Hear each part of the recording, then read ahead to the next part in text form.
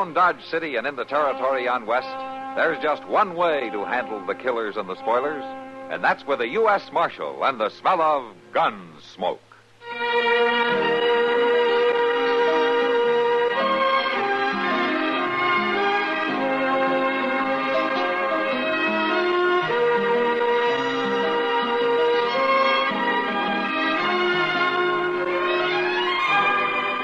Gunsmoke, starring William Conrad. The story of the violence that moved west with young America. And the story of a man who moved with it.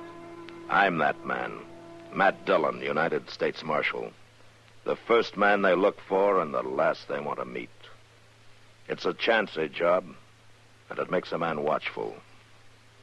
And a little lonely.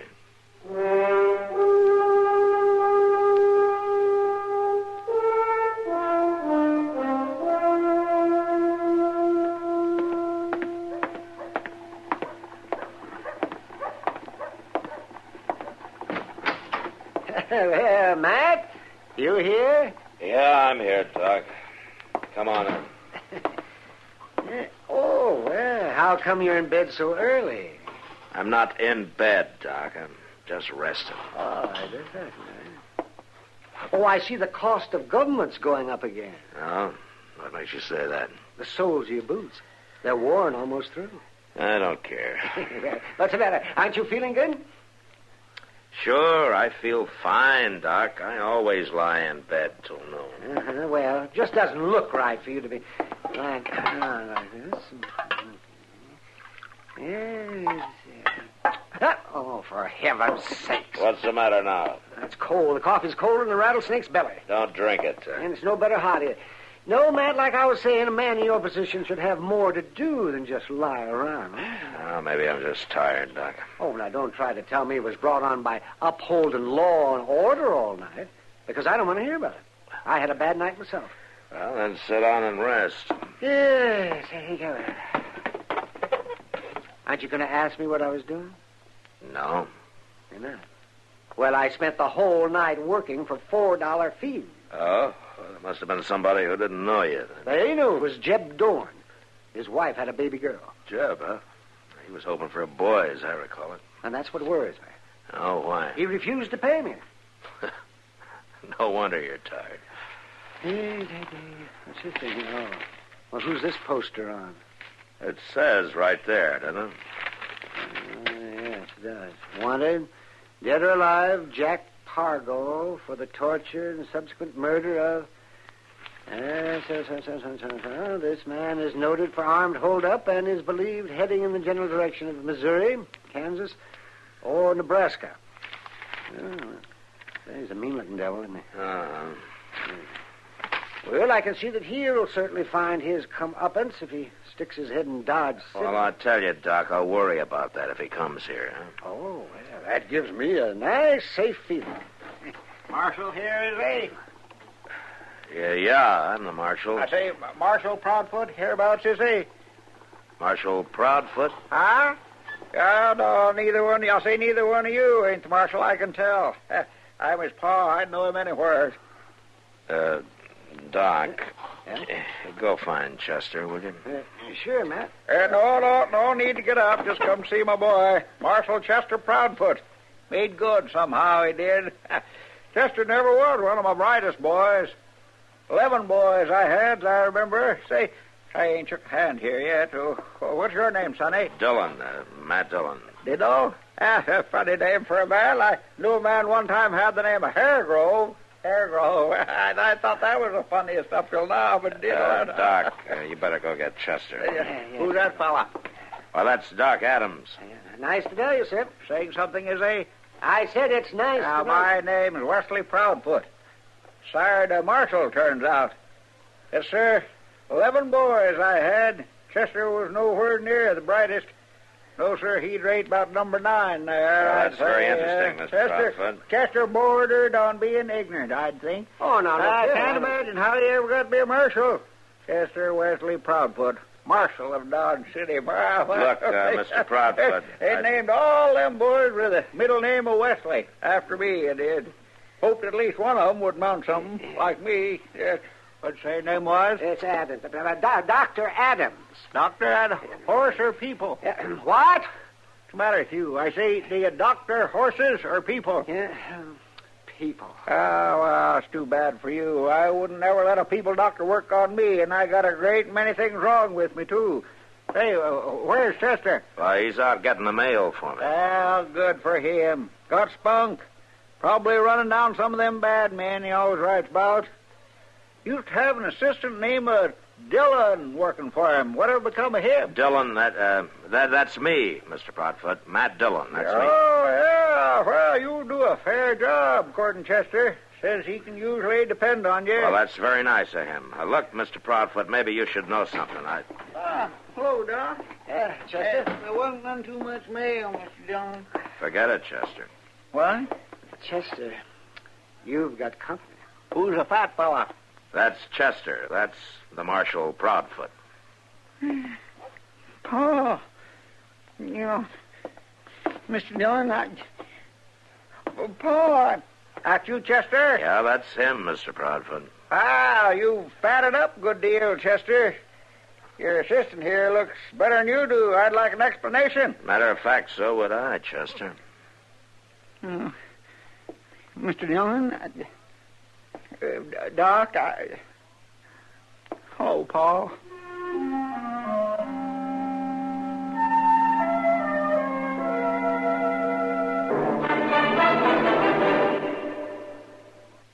Now, some folks, I guess, think that stamps are just for licking. And some go in for that philately stuff. Looking for misprints and hard-to-get ones. But me, well, I just collect them for fun. But I learned a lot that way, and maybe you can, too. Now, that's 'cause our United States stamps all got the stamp of history on them. If you got a minute, I'll open my album here, and I'll show you what I mean. Let's see here. Now, here's a 4-cent one the post office put out in 1962 for the 75th anniversary of the Association of State Universities and Land-Grant Colleges. Now, I ain't had any of that higher education myself, but I know it's mighty important in making your way these days, and you're never too old to learn. No, even from stamps. Found out from this one that Abe Lincoln signed the Land Grant Act into law during the Civil War. Now, that act still gives the money from sale and use of public lands to help make 68 colleges and universities some of the biggest and finest we've got. And seeing as how they've turned out 25 of our 42 living Nobel Prize winners, I guess you could just say it's paid off real good.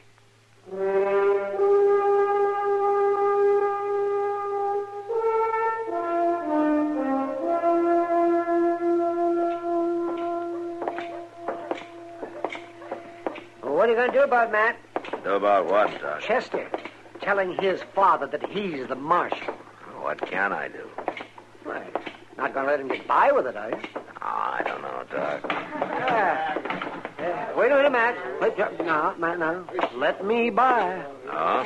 An assistant doesn't make too much, Easy, Doc.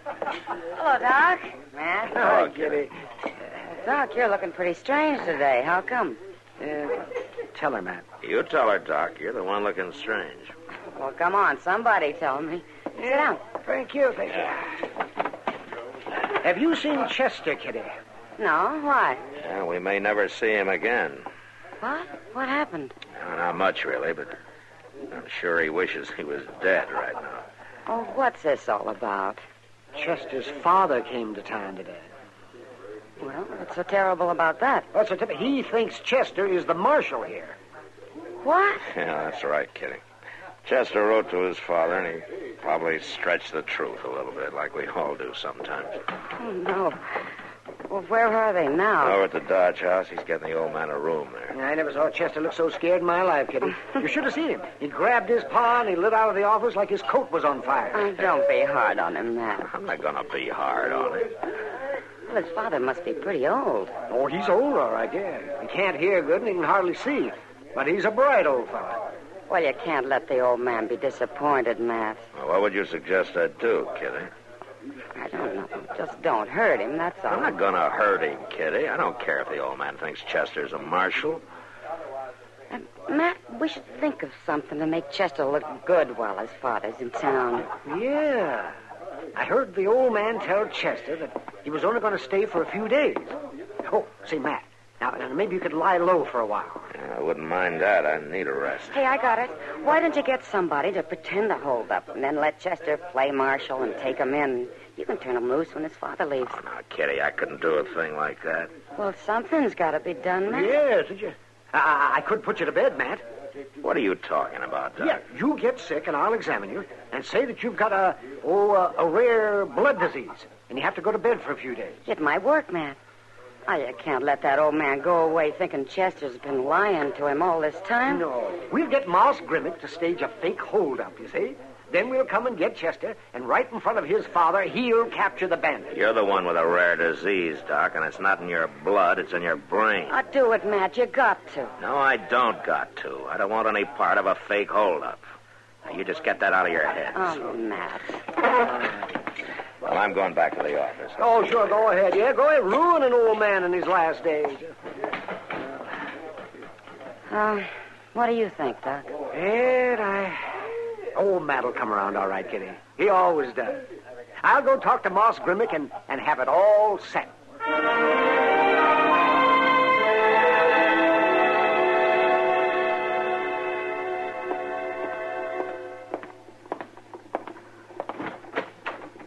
Anybody here?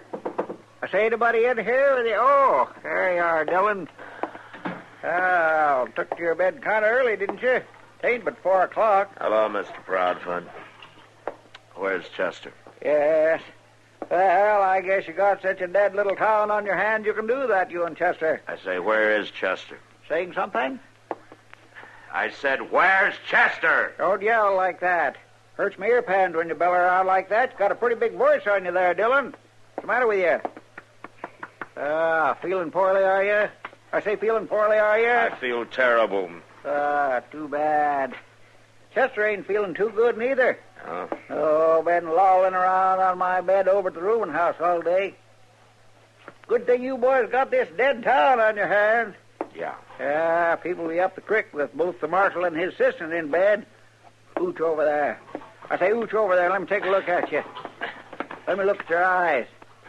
Tell everything about how a man feels by looking to his... Look at me, Dillon. I can't help looking at you. That's Mr. it. Proudfoot. That's coming. Yes, sir. You've got bad eyes there, Dillon. That one in particular. You got a good voice, but bad eyes. Them eyes remind me of Chester's Uncle Hector. Last time he looked all slack-jawed like that, he died the next day. Huh? What say? Nothing. I didn't say anything. Oh, thought you talked. No. Yes, sir. Hector was Chester's fighting uncle. Reckon that's where Chester gets all his get up and go. Uh-huh. Yes. Well, some different, though. Hector fought agin the law, Hector did. Ever seen a man stirred up agin the law all the time like old Hector was? Have you had your Ain't dinner no law. yet, Mr. Proudfoot? Oh, indeed, he was a winner. You're right there. Won all his battles. Killed 2 marshals, Hector did. Killed them dead. It's a good thing Chester's on the side of the law. Man that's a terror like that ought to be on the side of the law. Yeah, Matt, you Chester here? ought to be... Hello, Mr. Proudfoot. Do what? Oh, you're here. Look here, you got a sick deputy here, Adams. Better go get a horse doctor and get him straightened out. What are you doing in bed, Matt? I'm in bed because I'm sick, Doc. Did you ever hear of anything like that? You're sick? Uh-huh. You are, Matt? Oh, say, that's fine. Yeah, well, I figured you'd think so. Doc, would you do me a favor and take Mr. Proudfoot out to dinner? Anything, just get him out of here. Yeah, sure, Matt. You bet. Oh, see, your eyes look kind of beady there. Yeah, well, we've been through all that. Well, if I didn't know that, I'd say that you had a fever. Adams, I say you got a sick boy there, Adams. Doc, would you go right now? Yeah, okay. Oh, sure. Mr. Proudfoot, you come with me. Come with me, Mr. Proudfoot. I'll take you to dinner. Dinner? No, too early for dinner. Take a little glass of Dutch water with you, though, but don't let on Chester, will you? Yeah, sure. I'll see you later, Matt, and I'll let Kitty know you're with us. Oh, fine, Doc. Good. Yeah. You let Kitty know I'm with you. Yes, you just fine. go. Yes, sir, Adams. That boy there is sicker than a pig. Let Kitty know I'm with you. Doc! Doc, you come back here!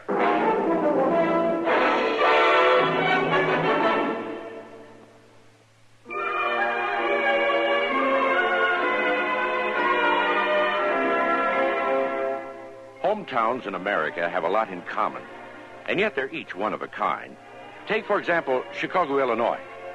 The land of the Spiegel catalog and the Playboy Bunny Beacon is a toddling town. And at the summer music festivals in Grant Park, the price is right.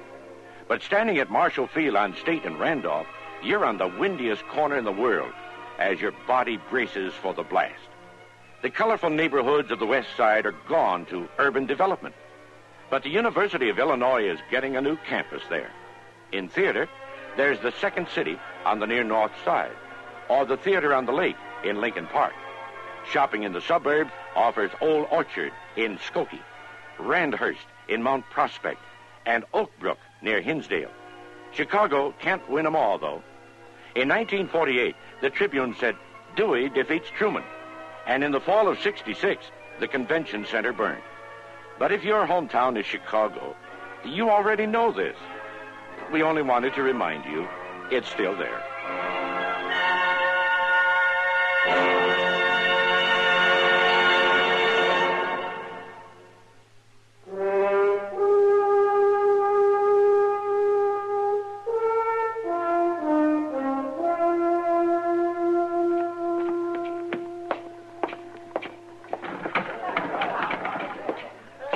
Hey, Kitty. Yeah.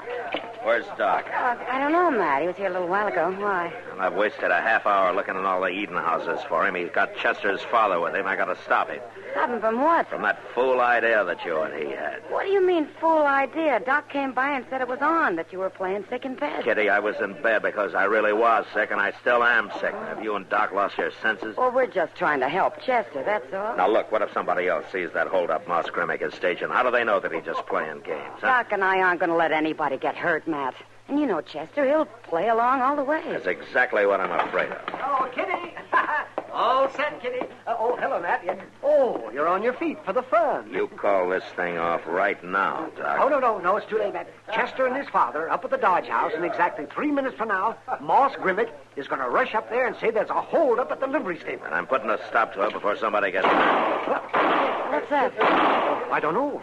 It's not time yet. Oh, come on, Doc. You can watch the fun you started. Yes, all right. Come on. You know, something ought to knock your head off for this. Now, Matt, now take it easy, Matt. Marshal Dillon. What? You better hurry. Chester just shot a man at the Dodge House. Good Lord. Come on, let me through here, will you, please? Move aside. Let me through. Stand back. Matt, wait. Oh, look. Chester's sitting on somebody. Chester, what are you doing? Get off of that man. Doc, check that one line over there, will you? I will. That's my boy, the marshal there, Dillon. Stand back. He shot and wounded one fella, and we subdued the other one. All right, Knocked Mr. him cold, we Fine. did. Ain't a bad night's work, is it? No, Chester, will you get up? Well, Mr. Dillon, he tried to kill me and Paul. Get up, I said. He's unconscious. Oh, Matt, wait a minute. Look here. What is it, Doc? Look at this man. It's Jack Pargo. What? You know the man on that wanted poster? Yeah, that is Pargo, all right. Matter, Dillon? That fellow a friend of yours, is he? He tried to hold up the hotel office here. No, Mr. Proudfoot, it's not a friend of mine. Huh? What say? Or anybody catch that comment? Chester! What? Chester!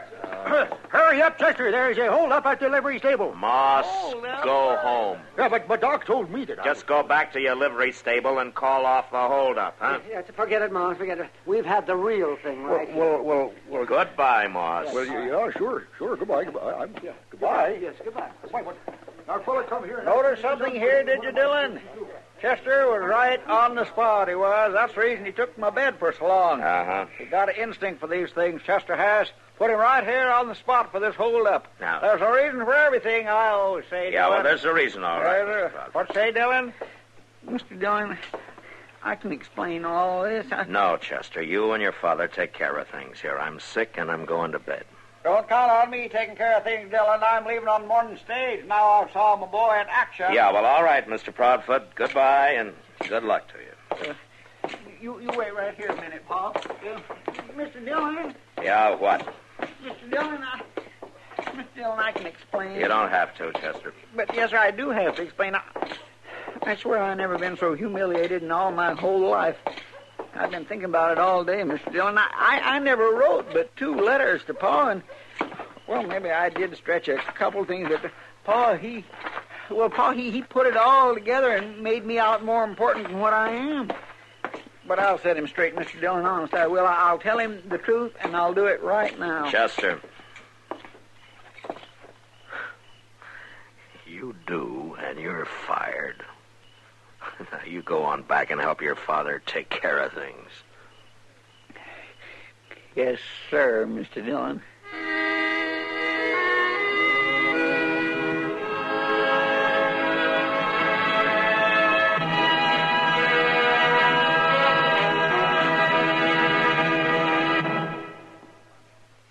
When I want an example of how a term or phrase is used, I generally find a colorful example in some speech of that old political character, Elijah Cuddlestone.